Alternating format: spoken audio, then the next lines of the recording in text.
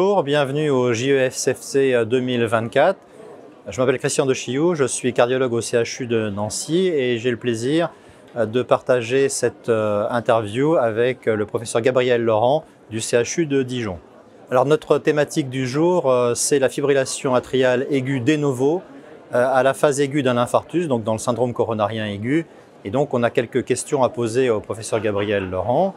Donc, Gabriel, est-ce qu'on pourrait avoir quelques notions d'épidémiologie de cette fibrillation atriale de novo? Bonjour Christian, oui bien sûr, c'est une pathologie finalement assez fréquente, estimée à 10% environ des patients. La littérature donne des chiffres de 8 à 13% environ, avec des profils différents, des patients qui sont parfois avec des comorbidités importantes et d'autres qui n'en ont pas, selon que l'AFA arrive tardivement ou précocement. On met la barre à 48 heures de surveillance pour dire que l'AFA est soit précoce, donc avant 48 heures, soit tardive après 48 heures.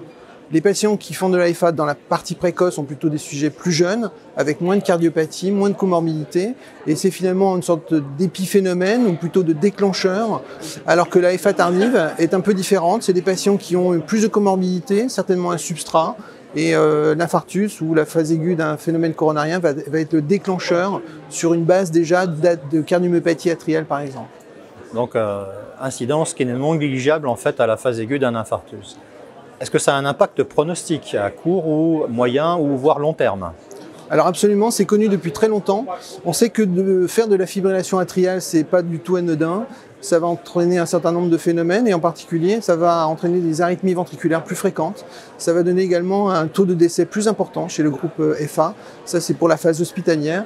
Et en post-hospitalier, effectivement, ces patients vont avoir tendance à récidiver, et en même temps que la récidive, va s'associer des risques d'AVC, mais également un risque de mortalité supplémentaire, et en particulier chez les patients qui font une FA tardive, parce que finalement cette cardiopathie va se révéler au fur et à mesure du temps et donc les patients vont être plus malades. Et y a-t-il un traitement spécifique à mettre en route chez ces patients, notamment eu égard au pronostic qui est moins bon chez eux? Alors on a déjà des recommandations assez précises pour le traitement médicamenteux antiarythmique. Les bêta-bloqueurs sont toujours conseillés bien sûr. L'amiodarone peut être envisagée surtout lorsqu'il y a de l'insuffisance cardiaque. La cardioversion classique également lorsque l'hémodynamique est instable.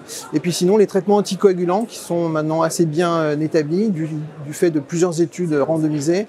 On retient globalement au moins une semaine de triple association, incluant donc un AOD, et puis un antiagrégant type aspirine et un autre antiagrégant type clopidogrel par exemple. Ensuite, en général, c'est 1 an de traitement avec une double association seulement, en privilégiant le clopidogrel. Puis ensuite, on poursuit seulement l'AOD. Il y a des sous-études qui ont permis d'identifier que dans certains cas, on peut, si le patient est à risque thrombogène, majorer la durée de la triple association pendant au moins 1 mois, et également avec un niveau de recommandation plus bas, les patients qui sont à risque hémorragique, au bout de 6 mois, on peut passer déjà en monothérapie.